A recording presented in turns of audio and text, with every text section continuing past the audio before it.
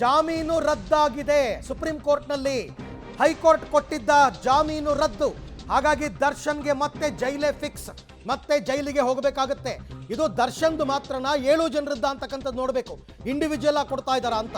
ಪವಿತ್ರ ಗೌಡ ಅವ್ರದ್ದು ಕೂಡ ಇದಕ್ಕೆ ಸೇರ್ಪಡೆಯಾಗಿದೆಯಾ, ಉಳಿದ 7 ಆರೋಪಿಗಳದ್ದು ಇದಕ್ಕೆ ಸೇರ್ಪಡೆಯಾಗಿದೆಯಾ ಗೊತ್ತಾಗಬೇಕು. ದರ್ಶನ್ಗೆ ಮತ್ತೆ ಜೈಲು, ದರ್ಶನ್ ಮತ್ತೆ ಜೈಲಿಗೆ ಹೋಗಬೇಕು.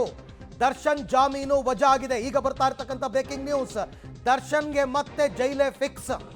ಹೈಕೋರ್ಟ್ ಕೊಟ್ಟಿದ್ದ ತೀರ್ಪನ್ನು ರದ್ದು ಮಾಡಿದೆ. ಹೈಕೋರ್ಟ್ ತೀರ್ಪನ್ನು ರದ್ದು ಮಾಡಿದೆ. ಹಾಗಾಗಿ ದರ್ಶನ್ಗೆ ಸಿಕ್ಕಿದ್ದ ಎಲ್ಲ ಆರೋಪಿಗಳ ಜಾಮೀನು ರದ್ದು. 7 ಜನರದ್ದು. ಓಕೆ, 7 ಜನರ ಜಾಮೀನನ್ನು ರದ್ದುಪಡಿಸಿದ್ದಾರೆ. ದರ್ಶನ್, ಪವಿತ್ರ ಗೌಡ, ನಾಗರಾಜು, ಅನುಕುಮಾರ್, ಲಕ್ಷ್ಮಣ್, ಜಗದೀಶ್ ಮತ್ತು ಪ್ರದೂಷ್ ರಾವ್ 7 ಜನಗಳ ಆರೋಪಿಗಳ ಜಾಮೀನು ರದ್ದಾಗಿದೆ. 7 ಆರೋಪಿಗಳ ಜಾಮೀನನ್ನು ರದ್ದುಪಡಿಸಿದೆ ಘನ ನ್ಯಾಯಾಲಯ, ಸುಪ್ರೀಂ ಕೋರ್ಟ್. ದರ್ಶನ್ ಜಾಮೀನು ವಜಾ. ಅಲ್ಲಿಗೆ ಸದ್ಯಕ್ಕಂತೂ ದರ್ಶನ್ಗೆ ಬೇರೆ ಯಾವ ಆಯ್ಕೆಗಳು ಇಲ್ಲ. ಮತ್ತಷ್ಟು ದಿನಗಳು ಜೈಲಿನಲ್ಲಿ ಕಳಿಬೇಕಾಗಿ ಬರುತ್ತೆ. 7 ಆರೋಪಿಗಳ ಜಾಮೀನನ್ನು ರದ್ದಾಗಿದೆ. ರಾಜ್ಯ ಸರ್ಕಾರಕ್ಕೆ ಗೆಲುವಾಗಿದೆ. ಇದು ರಾಜ್ಯ ಸರ್ಕಾರದ ಗೆಲುವು. ಯಾಕೆಂದರೆ ಮೇಲ್ಮನವಿಯನ್ನು ಸಲ್ಲಿಸಿದ್ದು ರಾಜ್ಯ ಸರ್ಕಾರ. State government versus Darshan and etcetera etcetera ಅಂತ ಹಾಕಿದ್ರು.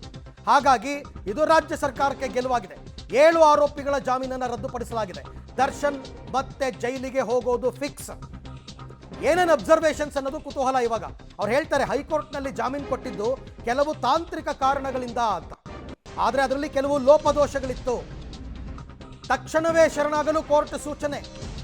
ಓಕೆ, ಟೈಮು ಕೊಟ್ಟಿಲ್ಲ, 1 ವಾರ 10 ದಿನ ಅಂತ ಇದ್ರು ಕೆಲವರೆಲ್ಲ. ನೋ, ತಕ್ಷಣವೇ ಶರಣಾಗಬೇಕು 7 ಜನ ಆರೋಪಿಗಳು.